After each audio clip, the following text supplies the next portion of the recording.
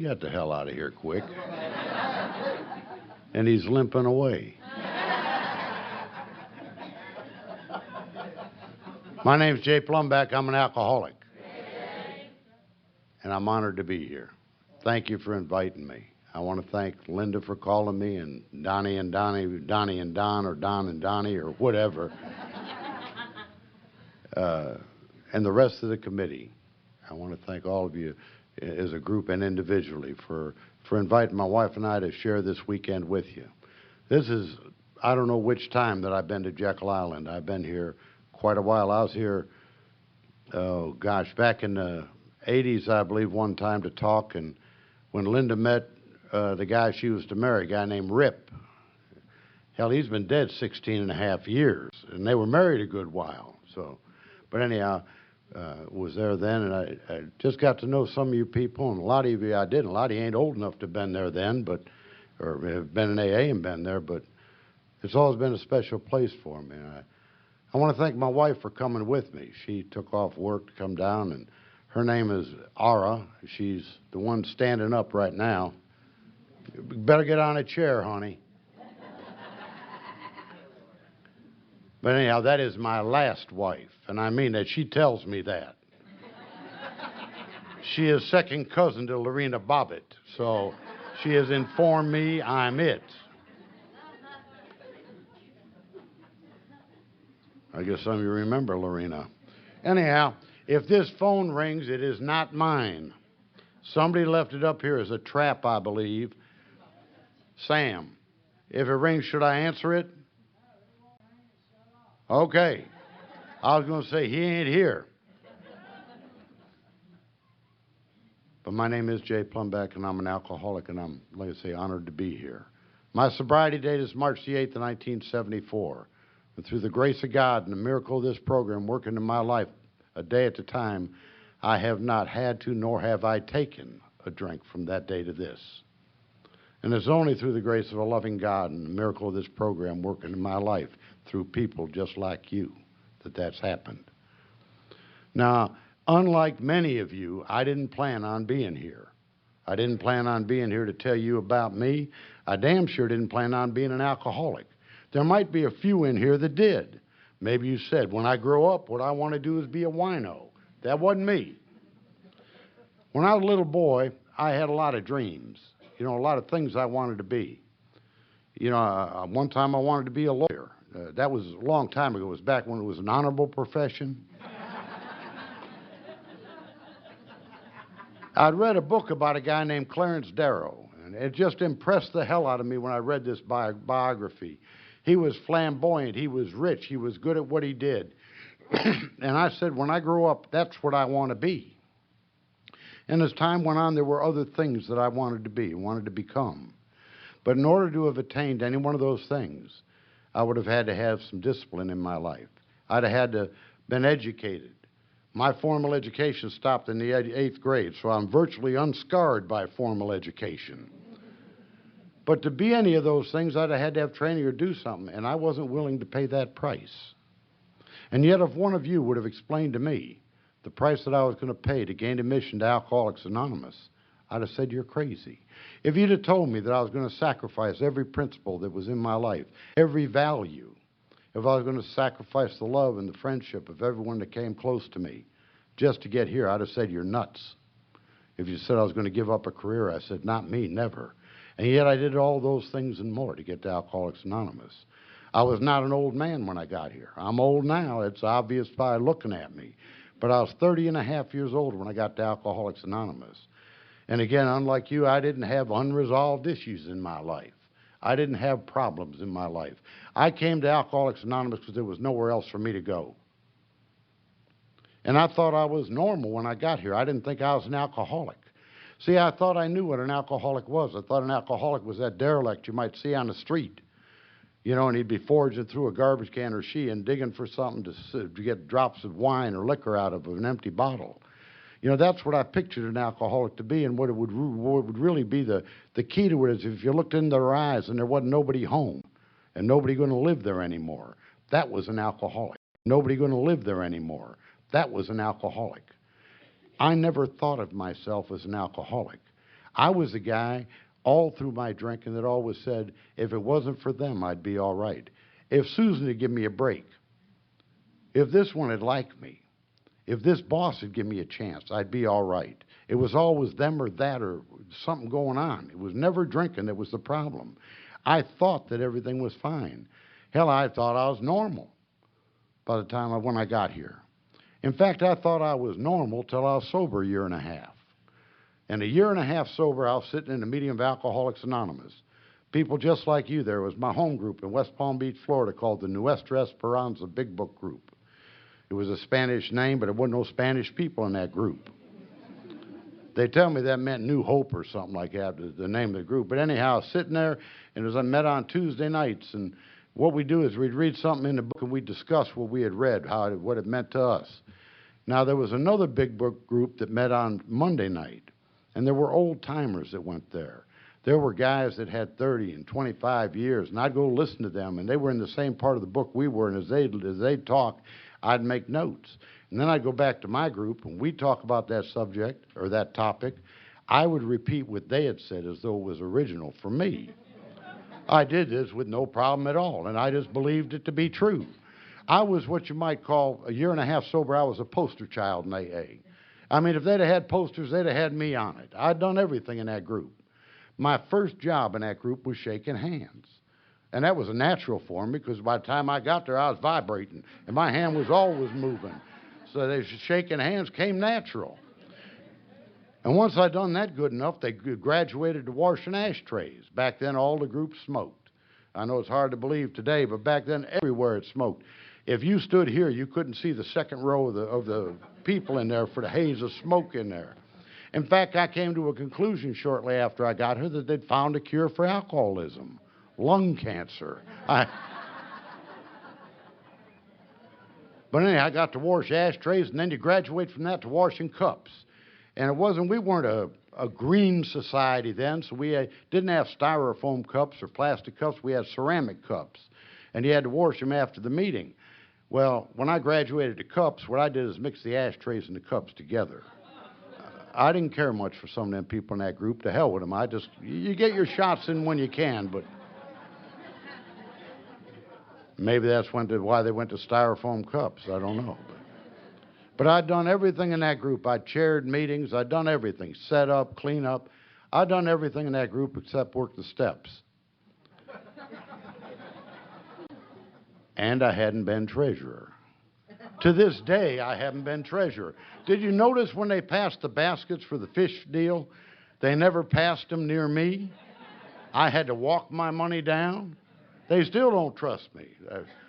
Tell too many people too many things, and that's what happens. But anyhow, I've done everything in AA except work the steps.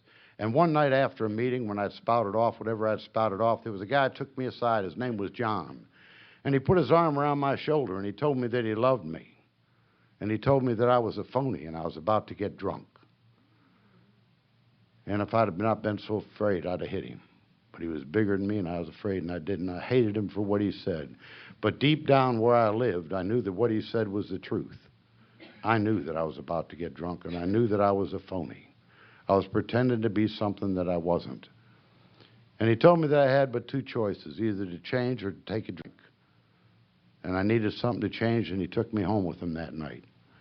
Well, we sat on the stoop of his trailer. He had a little old trailer on a 5-acre plot of ground in Loxahatchee, Florida. It was just a swamp then, literally a swamp. Now it's all built up with high-end homes, but then it was a swamp. And I say trailer wasn't really a trailer. It was a manufactured home. Back then, even then, I had a cinder block house that we were living in.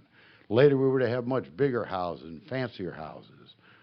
But now I have a house that, well, it doesn't have wheels, but it's a trailer. But I call it a manufactured home. Somehow your perspective changes when you get one.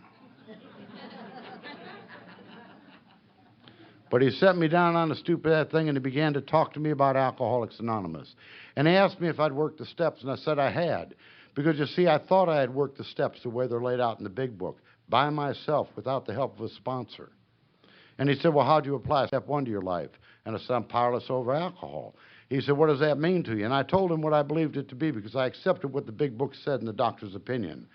I knew that if I took a drink, I couldn't stop. I knew if I had one drink, it set and play that deal where I had to have another drink and another drink and another drink. And I'd wind up going places I didn't want to go, doing things I didn't want to do, being what I didn't want to be. And I'd come to or wake up or whatever, and I'd feel terrible about it, and I'd say, that's never going to happen again, and I'd pick up a drink and it'd be off again.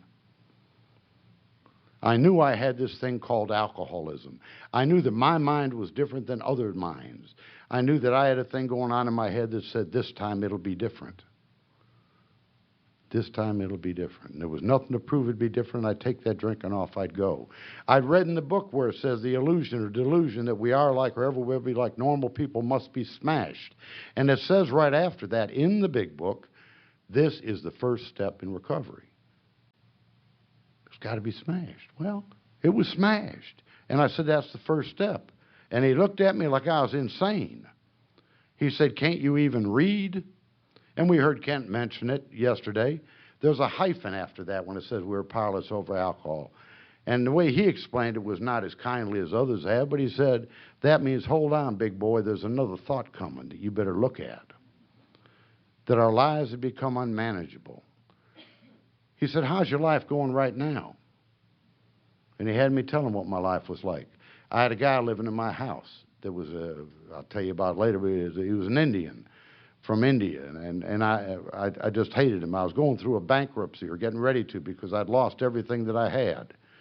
I couldn't go back on a ship because of what was going on. My marriage was in the worst shape it ever been. It had never been as bad as it was then during my drinking.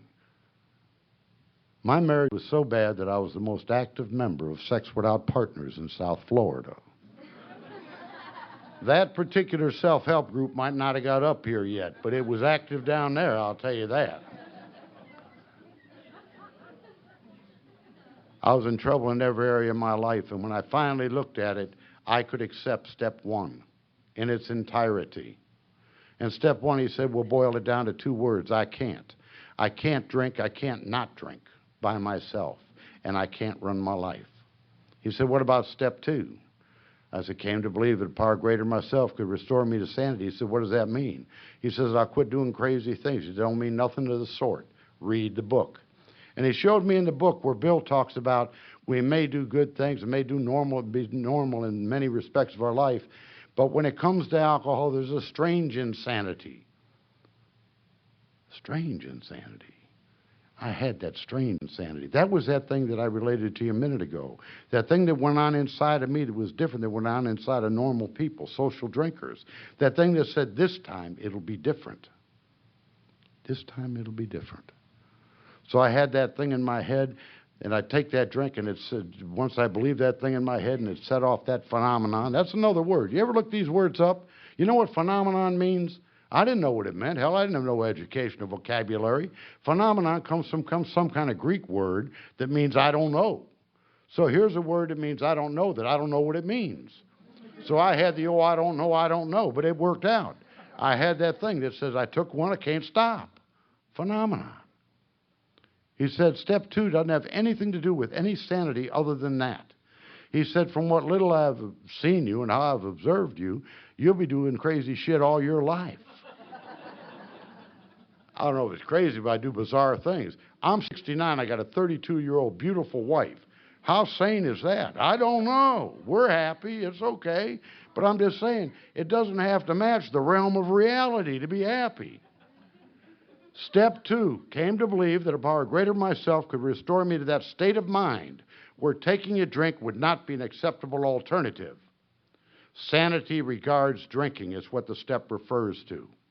If we work the steps and we read what's in the book, at the end of the promises that are read in there every meeting, regular home group meeting that I go to, at the end of it, it says, after the promises, it talks about things. It says, we quit fighting anyone or anything, even alcohol, for sanity, wholeness of mind regards to drink, has returned. If tempted, we react as if from a hot flame. If I touch a hot flame, I'm jerking back. If I think about drinking, I'm jerking back. You know, I know a lot of people come to AA and they become pure. I've known virgins recreated. I have. I've seen guys walking on water. I have seen people come to AA and say, I never thought about a drink from that day to this. That wasn't me. I've thought about a drink the first couple years I was sober. Thinking about a drink was normal for me. And my sponsor, when I finally told him about it, he said, that's okay. Thinking ain't drinking. Well, that made sense to me. Thinking is thinking. He said, don't think. He said, when you show me a chapter in a book that says into thinking, he said, we can think. He said, there ain't no chapter. He said, that was written by somebody outside AA. Think, think, think. He said, don't think, think, think. Act, act, act. Well, that made sense to me, you know. But step 2 simply meant he said, I can't. Well, step 1 was I can't, and step 2 was he can. Whatever he was or she was, if you choose. Whatever God was, he could. He could restore me to that state of mind.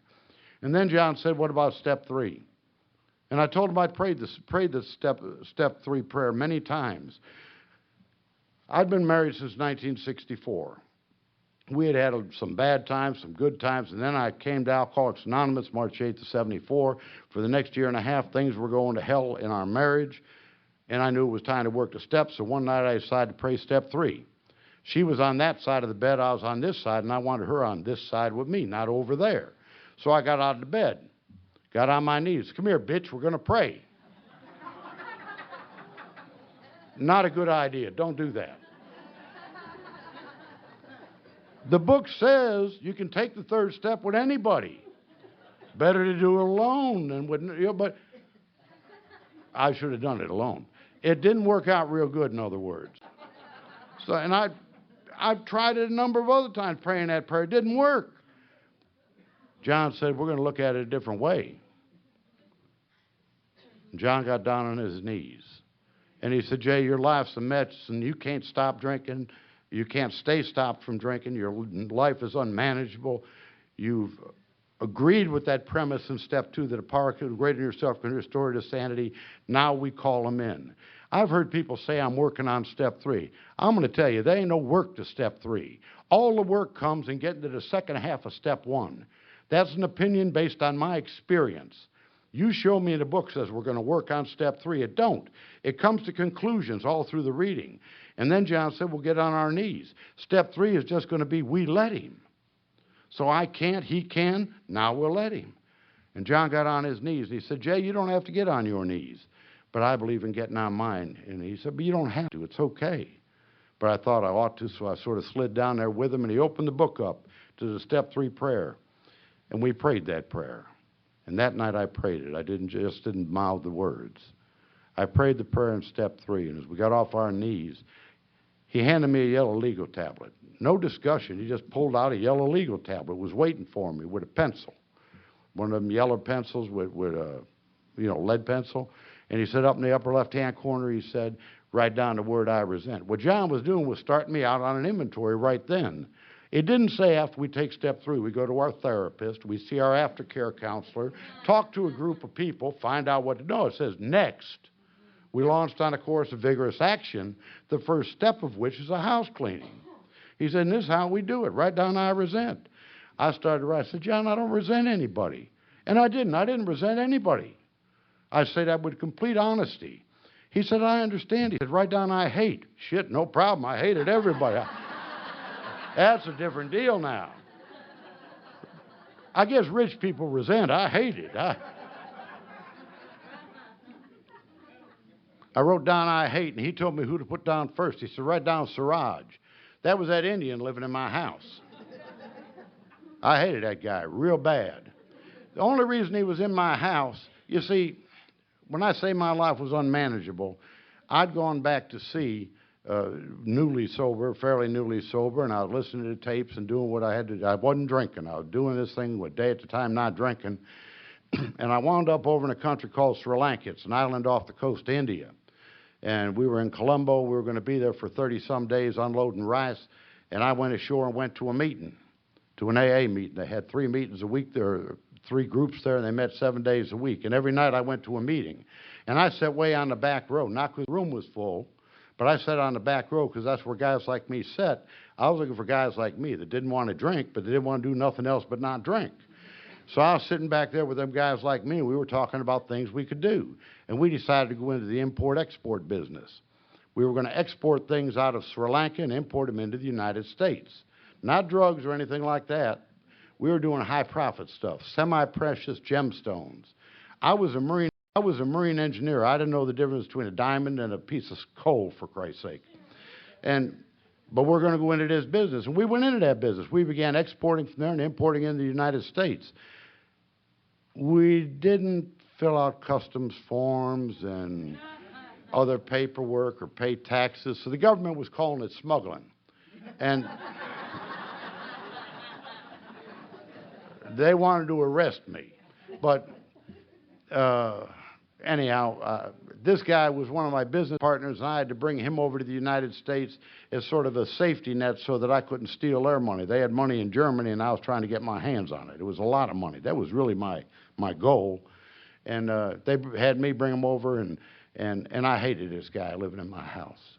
I hated him because he was eating raw meat, and my wife and I and the kids were eating rice and beans because we didn't have no money. My money was all gone. I hated him because he was sleeping in a bed and my little boy Jay was sleeping on the floor. I hated him because he wore a dress. Don't get me wrong. They didn't say it was a dress. They said it was a sari. But you put a skirt on a man, it's a damn dress. John told me it didn't make no difference why I felt. He said, write down why you hate him. And he said, and you'll go back through your life and you'll list every person in your life where you have hate. And I went all the way back through my life, and I found that I had hate and anger running back all the way to when I was a little boy. This kid that thought he was normal, he came to AA thinking he was normal. I had hate running through me all the way back then. I was born to an upper middle class family in a suburb of Cleveland, Ohio. My daddy was a well-known man. He was a news commentator on a coast-to-coast radio show. He knew a lot of people and did a lot of things and had afforded me all the stuff as a kid that a kid could want. I had the opportunity for education. I had the opportunity for a lot of things. I didn't take advantage of. I didn't think he loved me. I didn't think my mother loved me. I had 3 sisters, one a year older, one a year younger, one 5 years younger. I thought that I was adopted and they were theirs. I didn't know how I got into it. It's sort of a common kind of thing. As far back as I can remember, I hated them for what I thought they were doing to me. Do you know something else? That didn't make me an alcoholic, just made me madder than hell. I had something else going on in me when I was a kid. I was a liar. Now, nobody taught me how to lie. That came natural, sort of like a gift from God. Yes.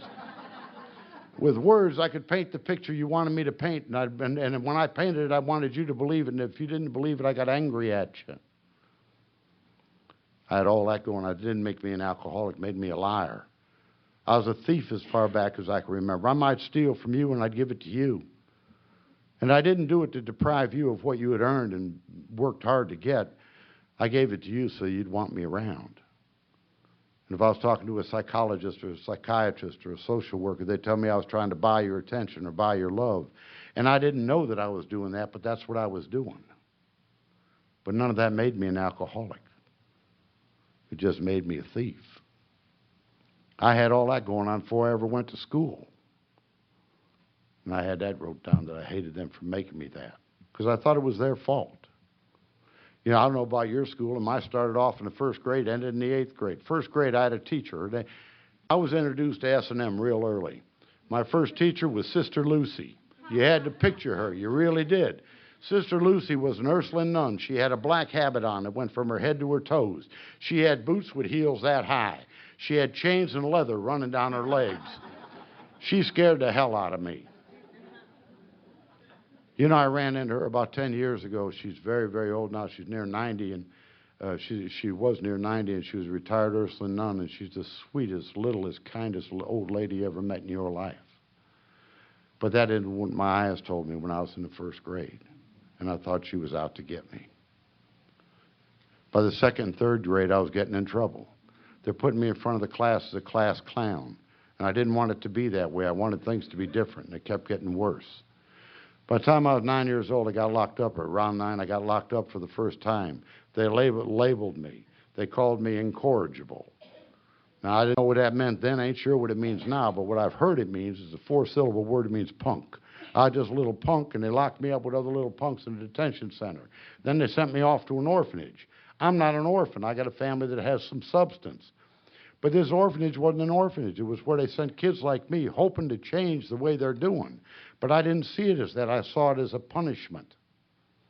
And I stayed there a couple of years and got out of there and kept doing what I was doing, lying, stealing, cheating, doing what I wanted to do. And I got locked up again. And I was to stay locked up off and on from then until I was 17 and a half years old. And every time I'd get out, I'd get in trouble again. And at 13, a miracle came into my life. At 13, I decided to take a drink. Now, I'd been exposed to alcohol many times in my life because of the environment I grew up in. My dad was a daily drinker. My dad drank morning, noon, and night. He'd have a glass of vodka on his way to the radio station. He'd have a glass of vodka in his hand when he came home. When we went to church on Sundays, and church was a mandatory deal, we belonged to a certain faith where you went to church every Sunday. He always had a drink in the car, and he kept it there. When we come out of church, he'd have a drink. He was always drinking. Mom had a couple of drinks every night to relax. Never saw her drunk. Never saw my dad drunk. My dad drank himself out of that job. My dad drank himself down to a skid row as I was growing up, staying locked up. I wanted things to be different. I wanted to be the kind of kid other kids and have a dad like other kids had. A dad that fished with them, hunted with them, and took them camping. And I didn't have that. I had this messed up thing going on. And at 13, I decided to take a drink. I didn't look 13, let alone 20. We had to be 21 in Ohio to drink liquor, and I knew I didn't look it. So I stole an eyebrow pencil from my mother's purse and sort of give myself a beard and a mustache, dotted it on, like a 5 o'clock shadow. Hell, what I looked like was a 13-year-old with blackheads all over his face. What the hell I looked like. I had stole some money out of her purse. We headed down to the Skid Row, lower end of 25th Street. Because in the place I'd been locked up, I learned that's where you get something to drink. We went down there and we went in and out of a number of bars until finally we got one that would serve us what we wanted, me and this other guy. We ordered 2 bottles of Thunderbird wine and 2 bottles of mixed screwdrivers. And I can only imagine why we ordered the screwdrivers. I didn't know what was in them or nothing else, but it had sort of a sexy tone to it, like it was promising something. I didn't know what it was, but it sounded good. The Thunderbird, I know why I ordered it. There was a billboard on Scranton and 25th that I'd see every time I'd go by it. It was a huge billboard, pretty near bigger than that window over there, and it'd have a big bottle of Thunderbird on it with this bird just soaring free. It just looked great, and it was the words I'd learned about it in the place I was locked up in. What's the word? Thunderbird. It promised shit was going to happen. You know what I mean? You cannot do that with Mogan David. Ripple. Come on, give me a break. Thunderbird, it was going on. And it was the price. It was always priced affordably.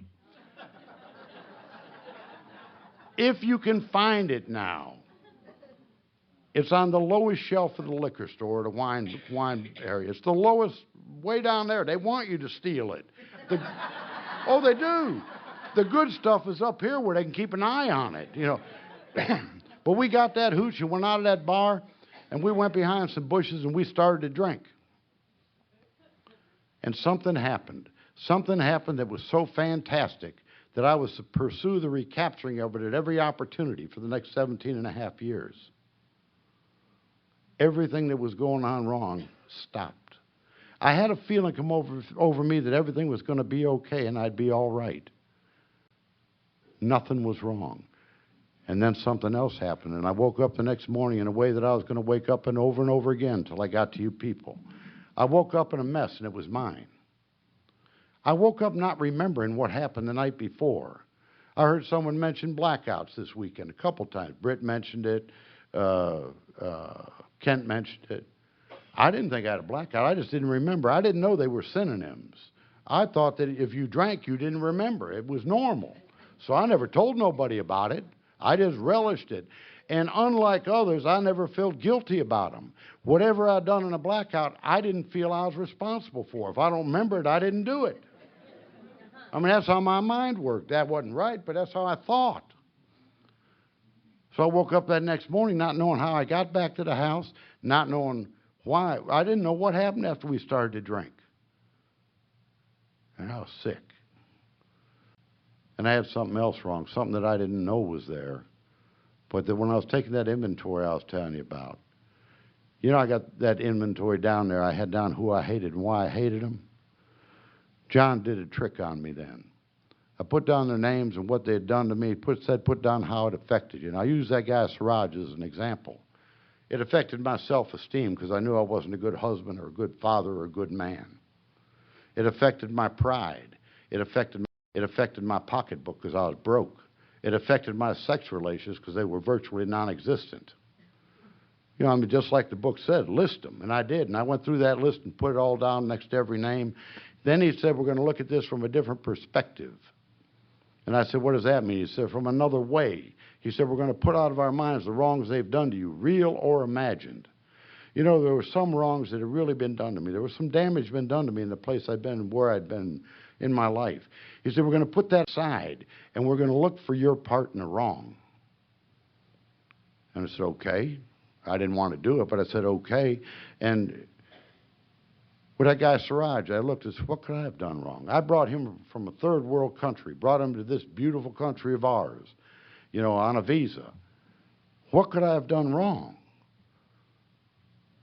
And I told John, I can't find anything. He said, ask God to help you.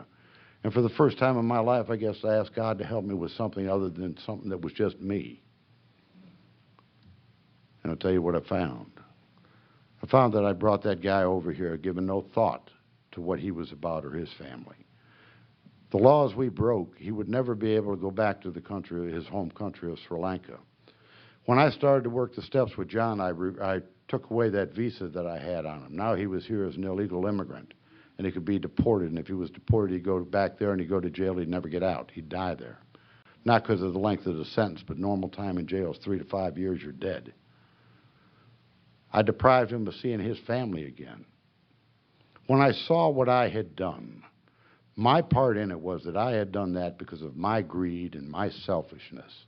I wanted to make millions of dollars doing something that I knew absolutely nothing about.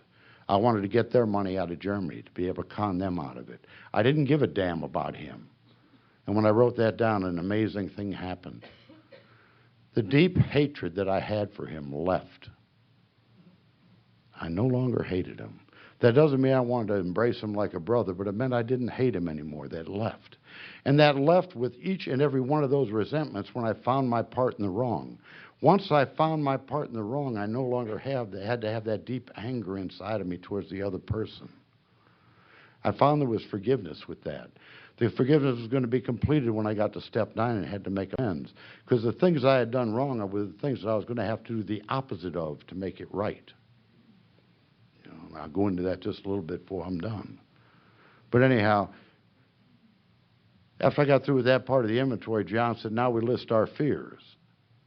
And I wrote them down. I wrote down things I was afraid of. I was afraid I'd never be a good husband. I was afraid I'd never be a good engineer, be able to do my job. I was afraid of heights. I listed them all. And when I got all done, he said, now we ask God to take them away. And he got on our knees, and I said, God, please take my fears. Please take them. We got off our knees, and I said, John, I'm still afraid. And he said, what are you afraid of? I said, I don't know. And he opened that book up. You know, they hide everything in the big book. In Bill's story, Bill talks about that fear of impending calamity.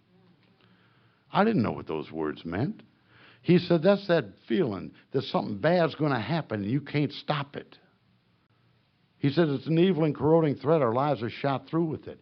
I knew that fear. I identified how my life had been shot through with it, and I saw where to come into my life in my early teen years, coming off that drunk, had that thing inside of me. Something bad's going to happen, and I can't stop it.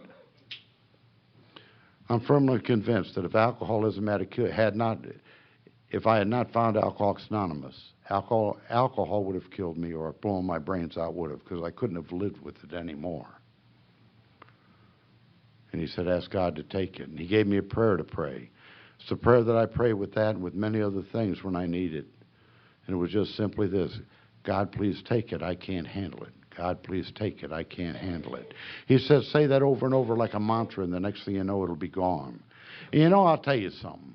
I'd like to be able to report to you that fear has never returned to me from then till now. And that'd be a lie. Because it comes back every once in a while.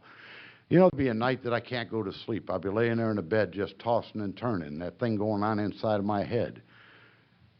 And then I'll isolate it and see what it is, and I know what it is, and I say that prayer. God, please take it. I can't handle it. God, please take it. I can't handle it. God, please take it. I can't handle it. And all of a sudden, I'm waking up the next morning. I had 2 wives that died. That prayer sustained me through it. I had 2 parents that died since I've been sober. That prayer sustained me through it. I've had many other things go on in my life, and that prayer has carried me through it. I'm so grateful he gave me that. And while I'm still on the inventory, before I finish and get into the next thing, there's a third part of that inventory, and please don't forget it. There's more pages on it than there is on fears or resentment, either one. That's the sex inventory. It says, now we list our sexual conduct. He said, we are not the arbiter. I didn't know what that word meant either. It says judge. We ain't judge of anyone's conduct. What we do is write down how we lived.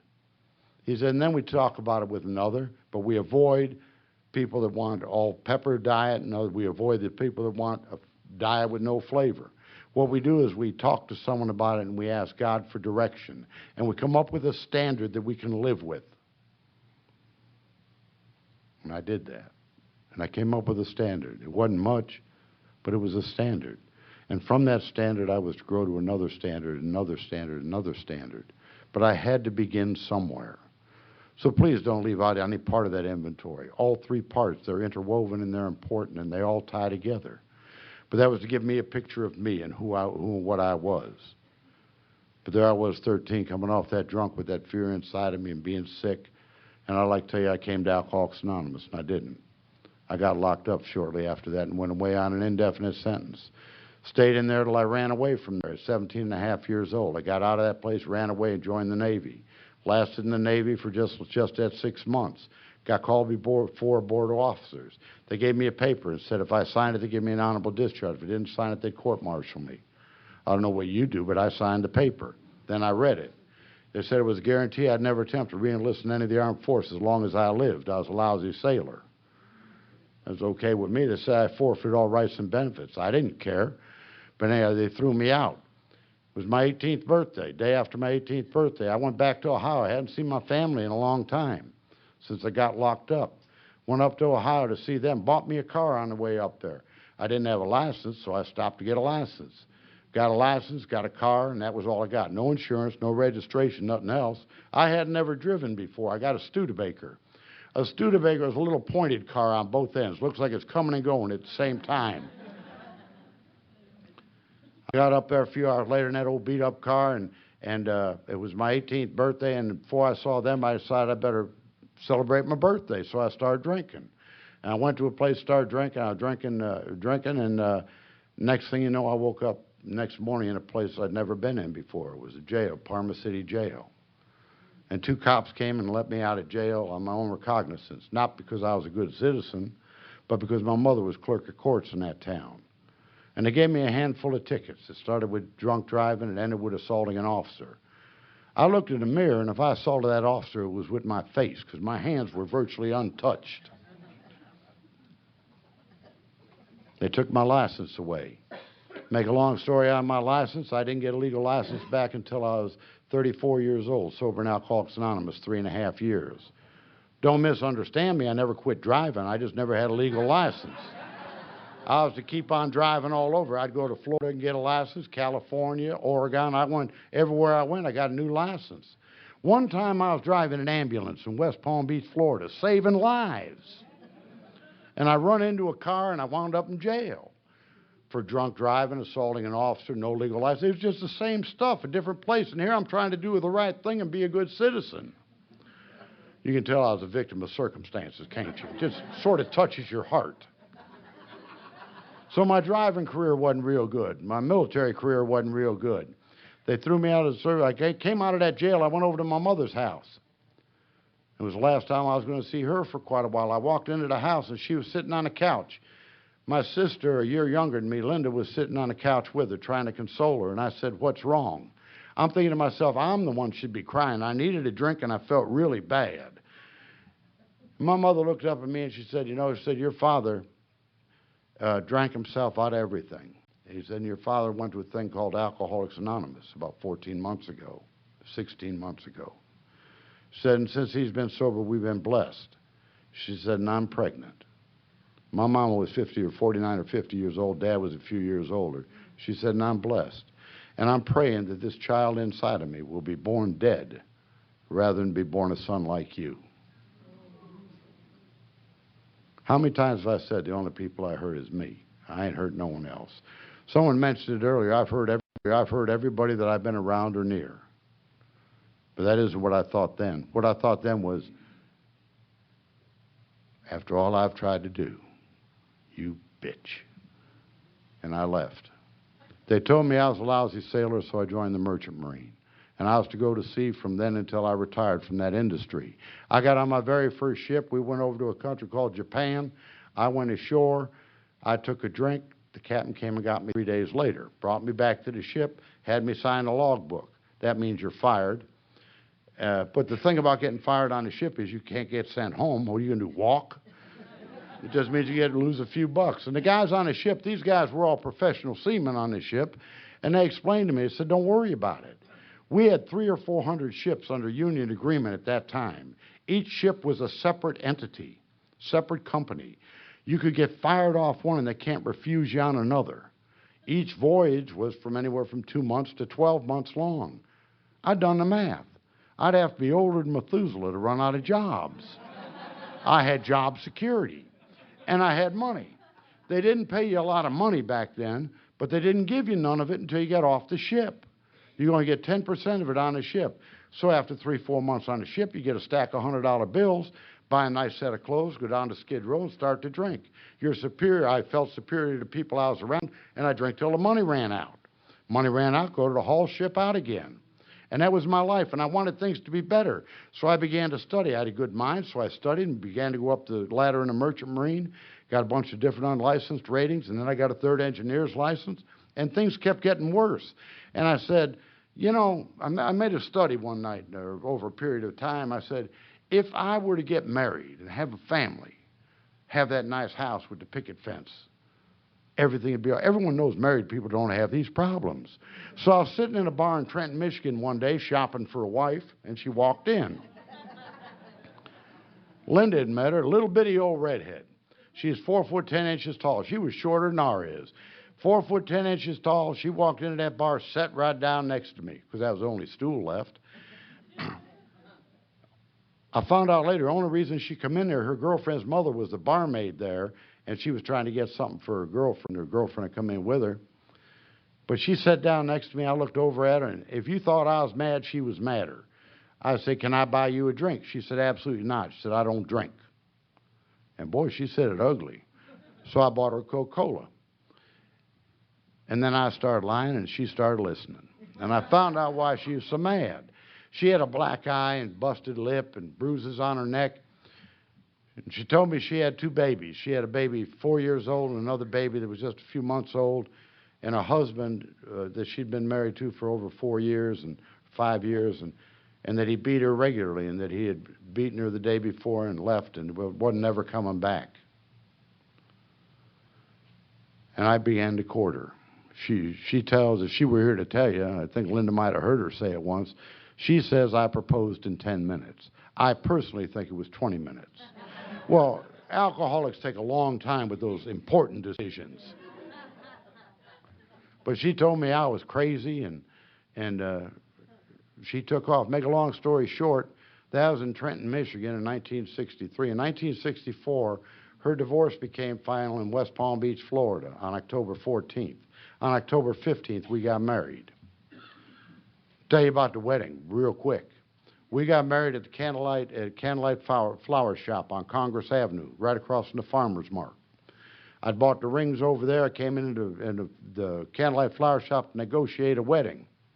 Now, she and I are there, and the 2 witnesses are there. And the woman she was adjusted a piece.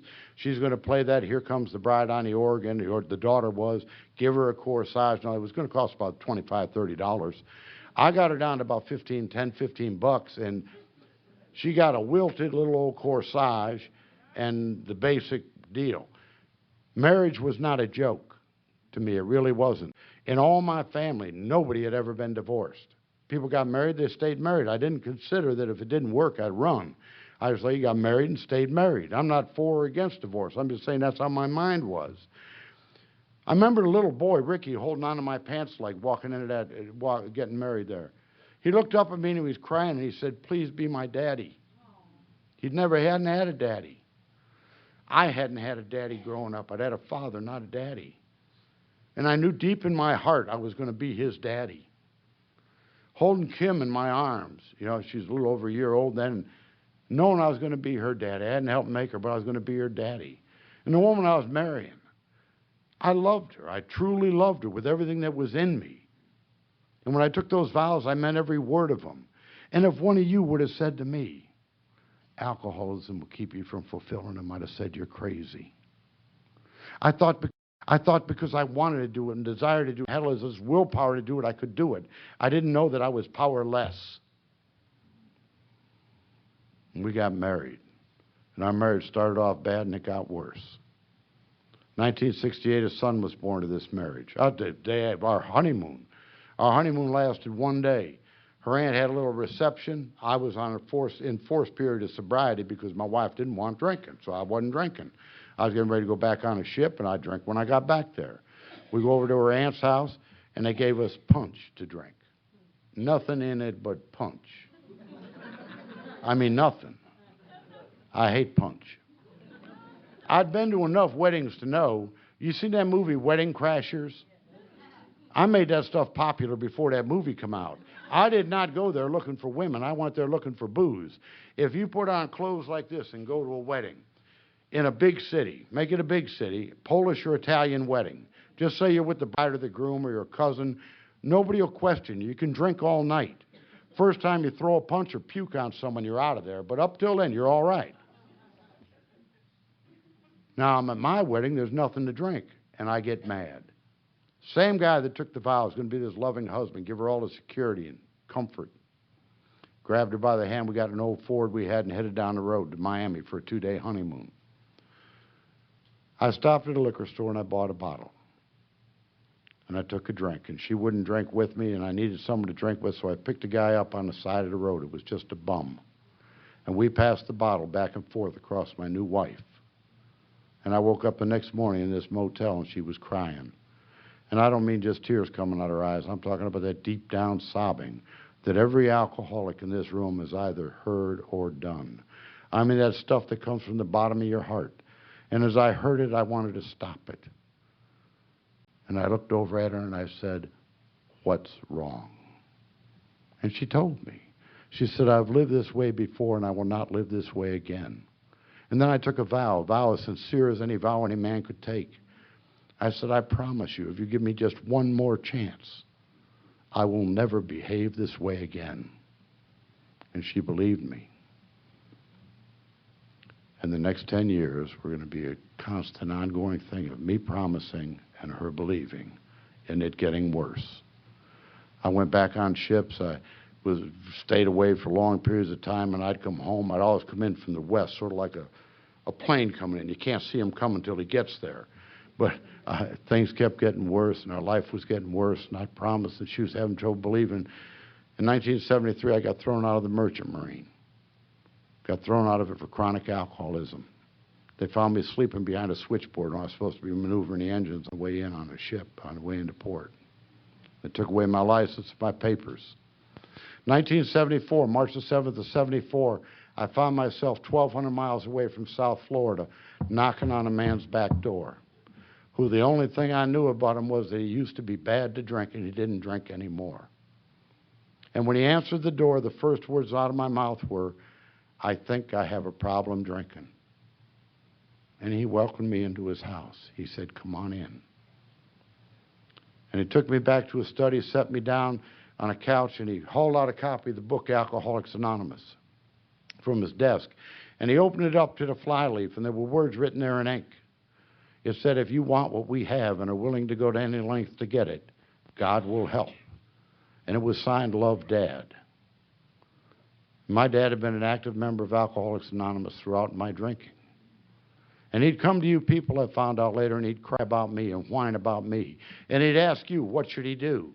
And you did not tell him to intervene or interfere. You said, leave him alone. He has never listened to you before. Why would he listen to you now? And if you say something now, you may be shutting the very door he'll have to try and come to at some later point in life. I am so glad you told him that. More than that, I'm glad that he listened. Because had he interfered, I wouldn't be here today. I'd have treated it like every other piece of advice he's given me, I'm sure.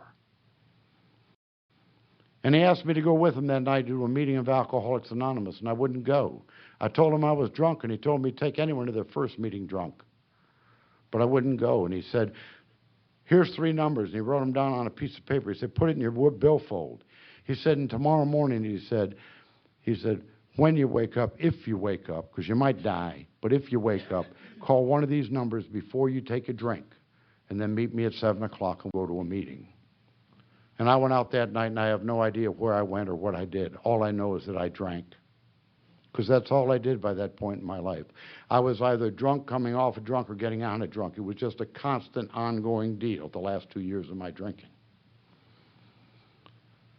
The next morning, I woke up, or came to, and there was a drink next to me, because there was always a drink next to me. And as badly as I wanted and needed that drink, something was a little different inside of me. I didn't want it just a little bit more. You know, we see in the meetings of Alcoholics Anonymous, the slogans. There's a slogan that has real importance to me, one in particular. It says, but for the grace of God. Grace comes from a Latin word that means gift. And I believe God's merciful, unasked for gift to me that morning was that gift of a desire not to drink that was stronger than that driving to drink feeling inside of me. And I believe that gift was given to me as it was given to each and every one of you, with a responsibility that I do all I can to keep it, or I would lose it. That first day I couldn't do much. I just didn't drink. She took me to a hospital. They gave me a shot. It wasn't the exotic stuff they give today. It was vitamin B12. Back then they had square needles that long. When you get home, look at your left buttock. You will see a mark. God put it there for the nurse to hit. So, I mean, I'm telling you, they still make them, so check it out. But they gave me vitamin B12, and then they had told her, they said, give him honey and orange juice, that'll do for his body what alcohol did. It has sugar in it, and that sugar will help him withdraw from alcohol. She didn't like me very good. She got Cairo syrup and orange juice. Beginning in March in Cleveland, Ohio, it's cold. There's still snow and ice on the ground. You mix Cairo syrup and orange juice, it's like frozen road tar going down your throat. And then they told her, they said, give him candy. Whenever he gets a little irritable, opens his mouth, that was any time I opened my mouth, I was irritable, said, put a piece of candy in it. She got the biggest sack of sour balls you ever seen in your life. And I'm all still sucked back thinking of them. I mean, that works, though. If you're working with a newcomer, do that. But think about chocolate-covered cherries, peanut clusters, something nice, you know what I mean? She hadn't learned nothing about love and tolerance, I'll tell you that. And that evening, 7 o'clock, we met my dad, and we went to a meeting. And he carried me to a meeting, and it was snowy out. And as we come into this church where the meeting was, there was a guy standing outside, a guy that I tried to step around because he wasn't the kind of guy I run with. He had a Levi jacket on and a baseball cap on. He'd stand there smoking a cigarette. And as we start to go by him, he sticks his hand out and grabs mine. And my father says, that's Jimmy, and he's your sponsor. And he goes inside, and I got this bozo hanging onto my hand. And I pray to the God in my life I never forget it. His hand was the hand of Alcoholics Anonymous. His hand was firm, and it was warm, and it was dry. And I know what my hand felt like, because I felt it at every meeting I go to when I'm trying to shake everybody's hand. My hand was the hand of that newcomer. It was cold, and it was wet, and it was scared. And then he started to talk to me, and he did something no one else had ever done. He did not talk to me about how I smelled, how I looked, the wine sores that were on me. He didn't say anything about that. He talked to me about what happened when he drank. He talked to me about why he got worse, how his family got worse, how his wife left him, how he tried to stop, how he couldn't stop, how he couldn't stay stopped. He'd go back. And then he said, and I haven't had a drink in 5 years. And it was time for the meeting, a day at a time, and then it was time for the meeting to start. We were inside, and the meeting started, and some guy told his story, much like I'm telling mine. And I remember nothing at all about what that guy said. It was not a seminar on the metabolism of alcoholism in your body. I know that. He told his story. And as he told his story, all I remember about it is that I laughed. I'll tell you something about laughter. You can inventory your ass off, but if you don't laugh, you're screwed. You really are. Laughter is the healthiest thing you can do. Don't get me wrong. Take an inventory. I had to, and I have to continue to. But laughter is healthy. You know when you laugh, you can't think? Try it sometime. You can't.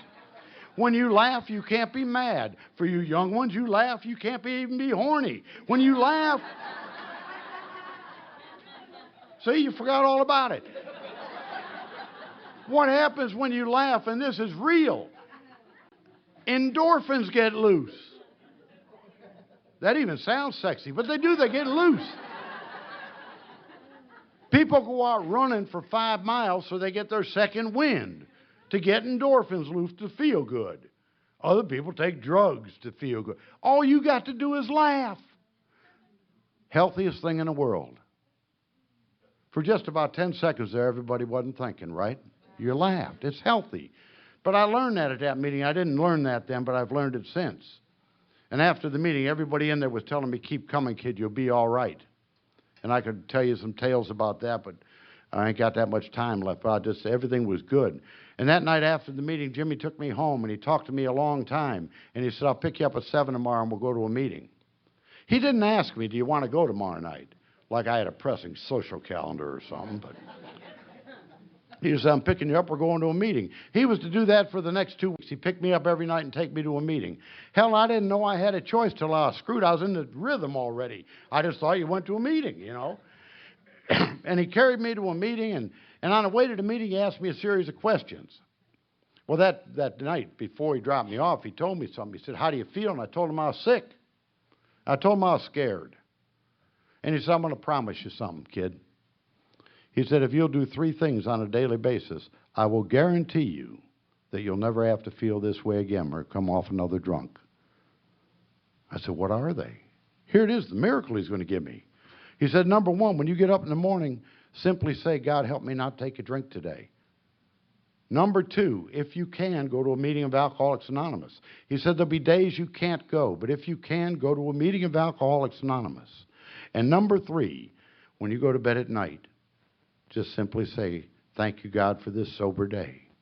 And then he looked me right in the eyes with those blue eyes of his, and he said, will you do it? And I said, Jimmy, I can go to meetings, but I can't pray.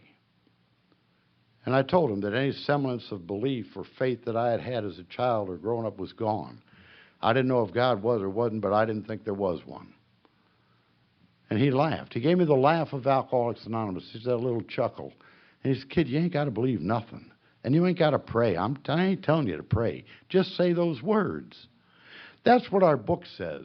Our book does not say we got to believe. It says if we believe or are even willing to believe, we're on our way. I didn't want to be that sick again, so I was willing to say words that I didn't believe in to something that I didn't believe anything about. And the next day, we're on our way to a meeting. I say he picked me up, we're going to a meeting, and he asked me a series of questions. He said, have you had a drink since I dropped you off? I thought he'd lost his damn mind. He didn't drop me off till 2:30 in the morning. Called me at 6 so I get that damn shot from that square needle. Called me at 8 to make sure I got back from the shot. Called me at 10, 12, 2, and picked me up at 7. I didn't have time to drink. He's just bugging me all the time.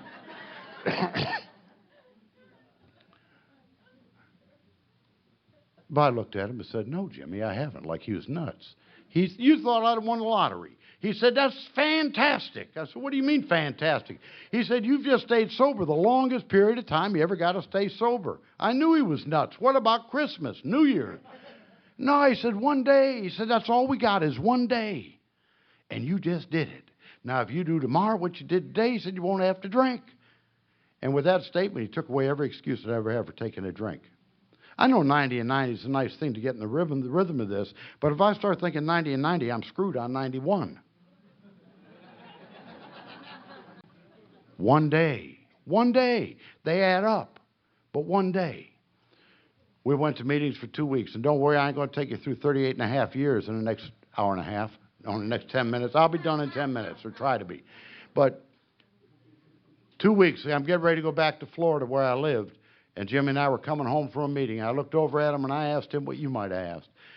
I still didn't believe in God. And I told him, I said, Jim, I still don't believe in this God crap. And he said, Jay, tonight was the first night that we asked you to do anything in Alcoholics Anonymous. What was it? I said, I was asked to read the traditions. He said, prior to reading them, what did you say? I said, I'm Jay and I'm an alcoholic. He said, do you believe that? And I said, yeah. By then I accepted what the doctor says in the doctor's opinion. I knew that I had alcoholism. I knew that I had that phenomenon of craving once I took a drink. I knew that I had that obsession of the mind. I accepted it without any question. And he said, okay, good. He said, I know you are. I just wanted to make sure you knew you were. This is self-diagnosis. He said, have you been doing what I told you every morning and every night? And I said, yeah, I have, Jimmy, but I feel like a hypocrite. There's times I will say, God, help me not take a drink today, and I'm thinking about drinking when I'm saying it. There's times I'll say, thank you, God, for a sober day, and I'll say, what a shitty day. I wish I'd have been drunk. He said, and that's the first time he ever told me. He says, thinking ain't drinking. You've been doing it, right? And I said, yeah. He said, how long you been doing it? A day at a time. Well, I don't remember exactly how long. I know it was about 2 weeks, but let's say 13 or 14 days, whatever it was. I rolled it out real quick right then. He said, when was the last time you've been this long, a day at a time, without having to take a drink? And I was overcome with a feeling that I can only share with you, is that I was all of a sudden aware that there was a power. It wasn't the childhood God. It wasn't the God I was taught about as a kid. It was a power bigger than me that I'd asked for help, that had helped me not to have to take a drink for that unbelievably long period of time, a day at a time of 13 or 14 days. I knew then that there was a power, and it was personal to me. And that's the basis of this deal. You know, from that, to tell you what went on from then until now would take a long time, because I didn't jump from there, as you heard, into the steps and into spiritual oblivion. Hell, I still ain't going there, but it's been gradual, and things have been open to me. I will run into a few things for you. I went back to Florida. I went back to sea, went on a ship, stayed married to my wife. A year and a half sober, began to work the steps on a Tuesday. On Wednesday, I took a 5th step. On Thursday, I prayed step 7, and my sponsor pointed something out to me.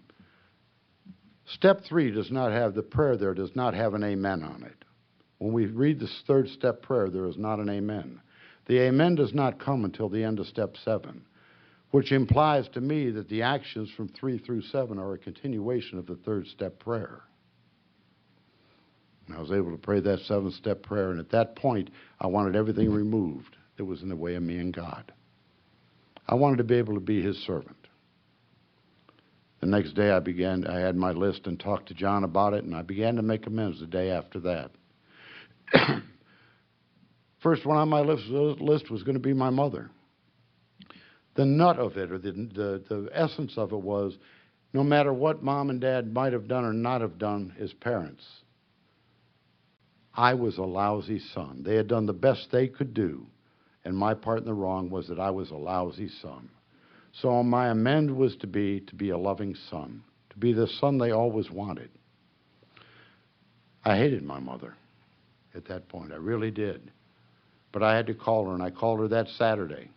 And she answered the phone, and I said, Mom, this is Jay.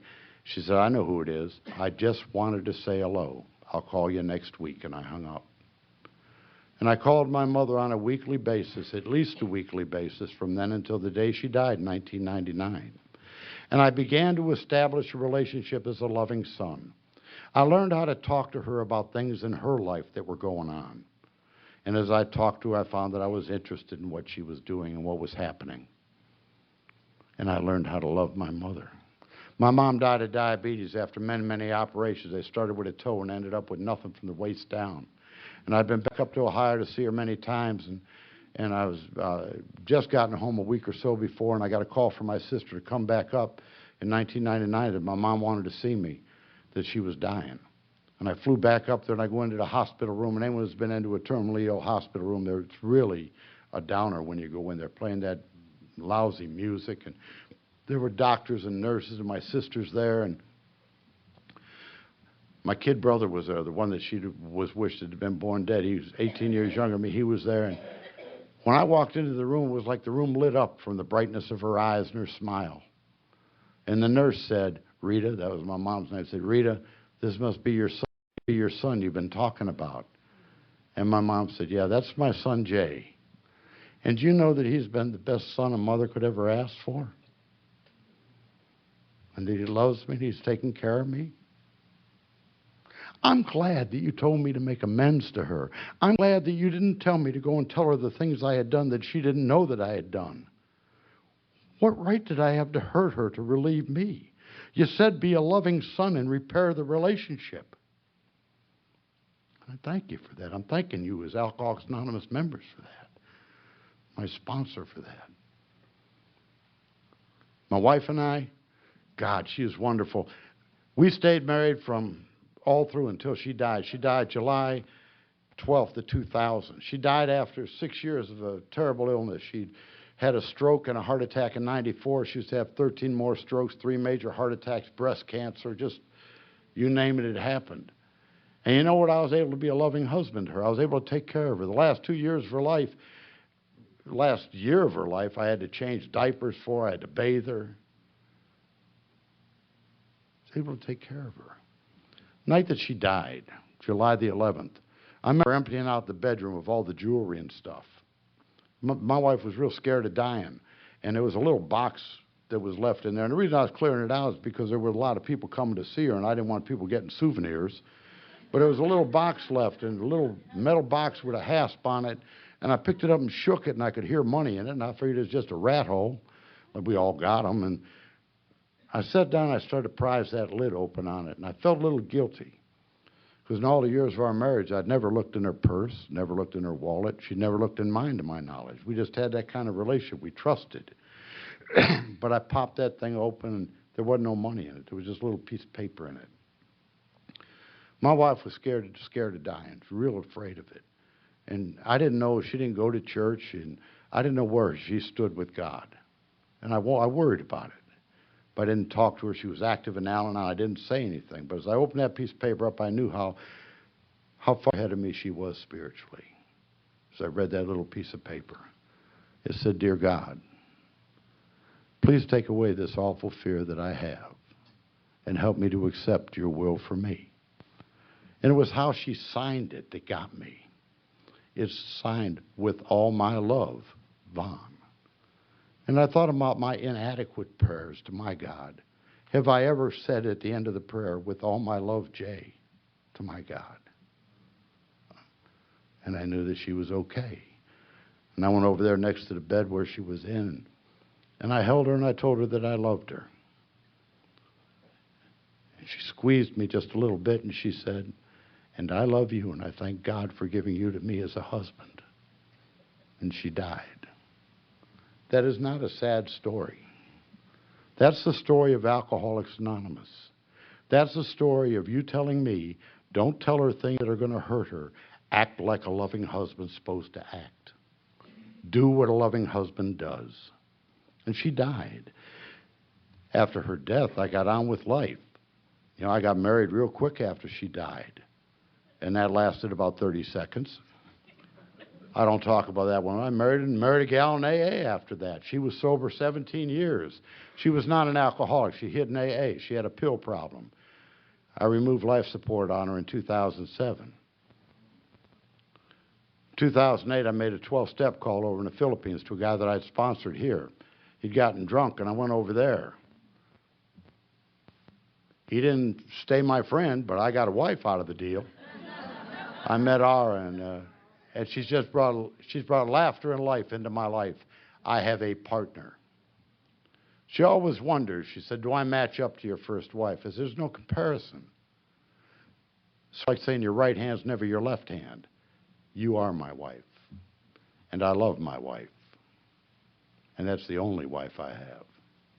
The tales I tell you about my life and the people that have been in my life are part of my story. You see, I did all I could on my own, and I damn near died. And I came to you, and you gave me a gift. You gave me the gift of willingness by showing me the hope in your eyes from what happened to you. You gave me my God. My relationship with my God God would literally take me hours to tell you about. It's personal with me. He is my whole life. But my God comes to me through Alcoholics Anonymous.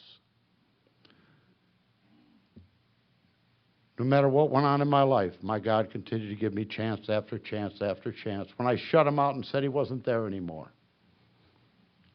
And he never shut me out completely. Before I finish, I'll tell you my dad. He died in 1981. He died of cancer. He died of colon cancer. It was a miserable, miserable end for him. He avoided us, wouldn't let us kids near him. But I got a card from him on my 7th AA birthday. My dad and I never had that relationship I'd always wanted. But when I got the card, I knew that the amends I had doubted that I'd made had been made. Because I opened the card up and I couldn't read it. It was just scribbles. My mom had a letter in there, and she said this letter was what your dad was trying to say in the card, and his hand won't work with his mind. My dad was, he was an intellectual, arrogant man, and his mind wouldn't work anymore and communicate to his hand. She said, but here's the words he was trying to say. Congratulations, son, on your 7th AA birthday. What a glorious and wonderful day.